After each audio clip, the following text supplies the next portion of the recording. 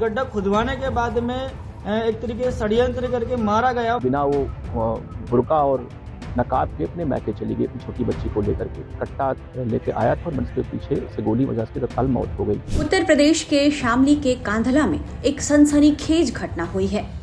बुर्का न पहनने पर और गृह क्लेश के कारण एक शख्स ने अपनी पत्नी और 2 मासूम बेटियों की हत्या कर दी।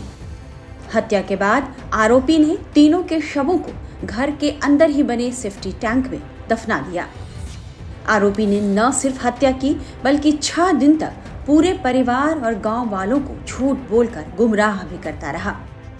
वो बार बार लोगों से पूछता रहा कि उसकी पत्नी ताहिरा और बच्चे कहां चले गए। हालांकि जब पुलिस को इस बात की सूचना मिली तो एसपी भारी बल के साथ मौके पर पहुंचे और आरोपी फारूक को हिरासत में ले लिया है। अब उससे पूछताछ की जा रही है।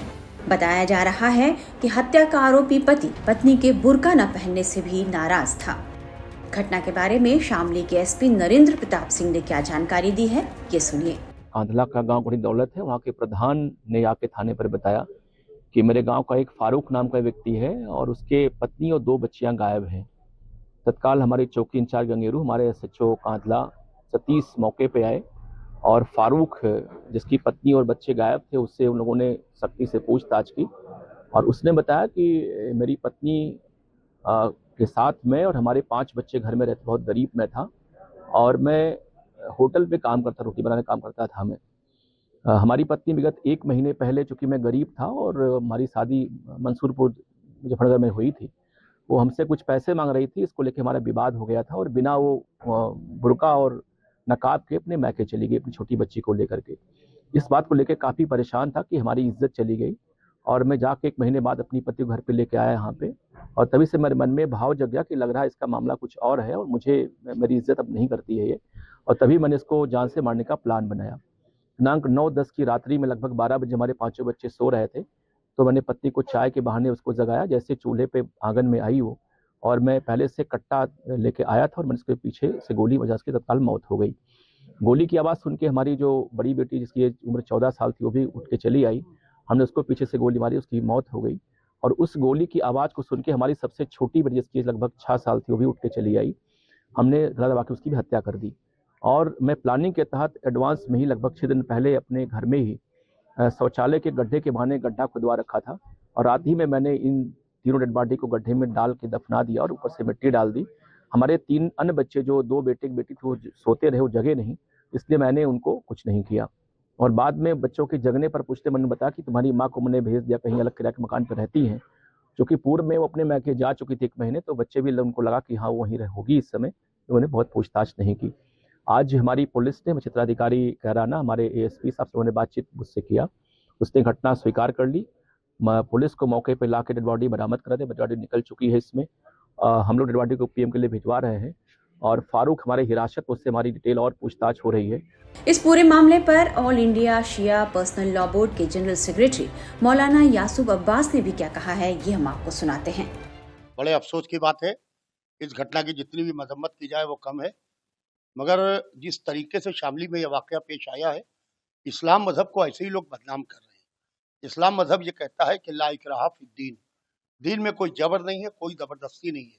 औरत मर्द पे जबरदस्ती नहीं कर सकती, मर्द औरत पे नहीं कर सकता, हिंदू मुसलमान पे नहीं कर सकता, मुसलमान हिंदू पे नहीं कर सकता। दीन में जबर नाम की चीज नहीं है। मगर बड़े अफसोस की बात है, जिस तरीके से उसने अपनी पत्नी को बुर्खा न पहनने के ऊपर और अपनी दोनों बच्चियों को जवान उसने हत्या कर दी है, तो ये तालिबानी मानसिकता है। यही तालिबान में हो रहा है, यही पाकिस्तान में हो रहा है। और बड़े अफसोस की बात है, तालिबानी और पाकिस्तानी मानसिकता हमारे हिंदुस्तान में जन्म ले रही है। इस वक्त मैं उत्तर प्रदेश सरकार से और केंद्र सरकार से ये गुजारिश करूंगा, ये निवेदन करूंगा कि ऐसे लोगों के ऊपर कार्रवाई होना चाहिए, इनको हैंग करना चाहिए है, इनको फांसी के तख्ते तक के जाना चाहिए है, ताकि ये मानसिकता हिंदुस्तान में पनप न पाए। अगर ये मानसिकता हिंदुस्तान में पनप गई तो कोई आदमी सुरक्षित नहीं है। दूसरी तरफ इस घटना को लेकर डिप्टी सीएम ब्रजेश पाठक ने क्या कहा है, ये भी सुनिए। हमले की घटना बहुत ही दुखद है, कड़ी कार्रवाई होनी चाहिए ऐसे लोगों पर जो घर के अंदर अपने परिवार के साथ इतनी क्रूरता बरतते हैं, पत्नी के साथ क्रूरता बरतते हैं। पत्नी अर्धांगिनी कही जाती है, उसके साथ इस प्रकार का क्रूरटीपूर्ण व्यवहार बहुत ही निंदनीय है और इसमें जो भी दोषी हो कड़ी से कड़ी सजा मिलनी चाहिए। हम पुलिस के अधिकारियों से कहेंगे इसमें पूरी तरह से किसी भी व्यक्ति को न छोड़ा जाए, जो भी इसमें दोषी हो उसके खिलाफ कड़ी कार्रवाई हो। फिलहाल इस घटना को लेकर मोहल्ले में दहशत का माहौल है। एक पड़ोसी ने आरोपी के बारे में क्या बताया है वो भी सुन लीजिए। कि यो पर्दे से रखता था लड़की को, तो उसमें यो उस दिन जैसा पीटी दहशत में यो बिना पर्दे के वहां से निकल गई, बुरखा नहीं ओढ़ा। तो इसने जब भी मन में ठान नहीं कही थी ये बात कि लड़ने के बाद मैं इसको कत्ल करूंगा। काम क्या करता था? काम होटल पे काम करता था जी, रोटी राटी बनाता था। वजह का तो कोई खास वजह, कोई ऐसी वजह नहीं थी कि ऐसा लग रहा था कि भाई ऐसा हो जाएगा। छोटे मोटे प्रकरण तो चलते रहते हैं, विवाद होते रहते हैं फैमिली में, पर ऐसा बिल्कुल भी नहीं था कि भाई इतना बड़ा कदम उठा देगा कि भाई अपनी पत्नी को भी और अपने बच्चों को भी मार देगा। और ऐसा लग रहा है, प्रतीत होता है जैसे गड्ढा खुदवाया गया है और गड्ढा खुदवाने के बाद में एक तरीके से षड्यंत्र करके मारा गया और फिर गड्ढे में घेरा गया और फिर उसमें दफन किया गया। तो ऐसा लग रहा है कि जैसे उसने प्री प्लान ये सारी चीजें की हो, क्योंकि अगर कोई भी देखेगा तो उसे लगेगा कि प्री प्लान ये योजना बंद तरीके से ये काम किया गया है।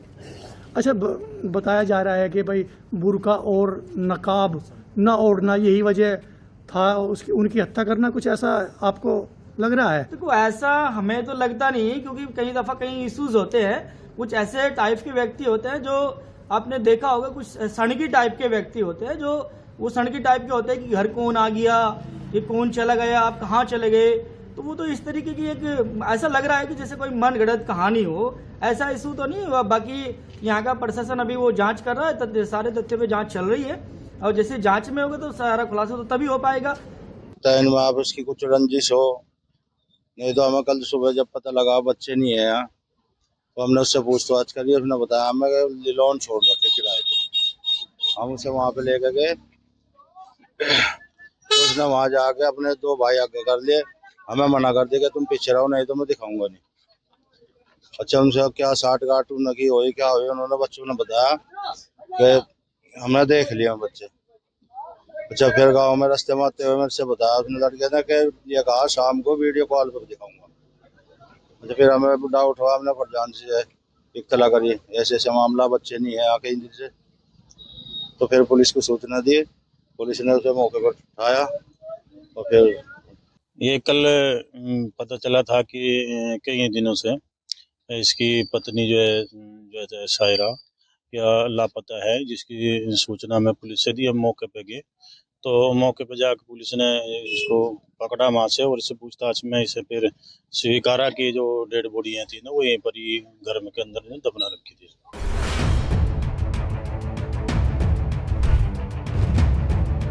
गड्ढा खुदवाने के बाद में एक तरीके से षड्यंत्र करके मारा गया। बिना वो बुर्का और नकाब के अपने मैके चली गई अपनी छोटी बच्ची को लेकर के। कट्टा लेके आया था और उसके पीछे से गोली वजह से तत्काल मौत हो गई।